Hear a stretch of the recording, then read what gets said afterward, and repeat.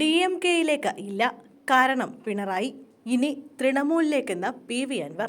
DMK-യുമായുള്ള തന്റെ സഖ്യനീക്കം പിണറായി വിജയൻ തകർത്തുവെന്നും ഇനി തൃണമൂൽ കോൺഗ്രസിലേക്ക് ചേരുമെന്നും PV അൻവർ.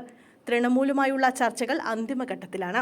BSPയുമായി നേരത്തെ ചർച്ച നടത്തിയിരുന്നു, പക്ഷേ അവ ദുർബലമാണെന്നും അൻവർ പറഞ്ഞു. ഫാസിസ്റ്റ് വിരുദ്ധ നിലപാട് തുടരുന്നതിനാൽ BJPയുമായി സഹകരിക്കില്ല. UDF പ്രവേശനം ഇപ്പോൾ ആലോചനയിലുമില്ല. മുസ്ലിം ലീഗ് വഴി UDF പ്രവേശനത്തിന് ശ്രമിച്ചിട്ടില്ലെന്നും VD സതീശൻ എതിർക്കുമെന്ന പ്രചാരണം വിശ്വസിക്കുന്നില്ലെന്നും അൻവർ ദില്ലിയിൽ പ്രതികരിച്ചു.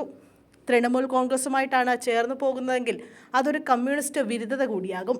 അങ്ങനെയാണ് തീരുമാനം വരുന്നതെങ്കിൽ അതിന്റെ ഉത്തരവാദി മുഖ്യമന്ത്രി പിണറായി വിജയനായിരിക്കുമെന്നും അൻവർ പ്രതികരിച്ചു. അതേസമയം BSP നേതാക്കളുമായും സമാജ്വാദി പാർട്ടിയുമായി അൻവർ ചർച്ചകൾ നടത്തുകയാണ് എന്ന റിപ്പോർട്ടുകളും പുറത്തു വന്നിരുന്നു. എന്നാൽ ബംഗാൾ മുഖ്യമന്ത്രി മമതാ ബാനർജി നയിക്കുന്ന തൃണമൂൽ കോൺഗ്രസിന്റെ ഭാഗമാവാനാണ് അൻവർ ഇപ്പോൾ ശ്രമിക്കുന്നത് എന്നാണ് റിപ്പോർട്ട്.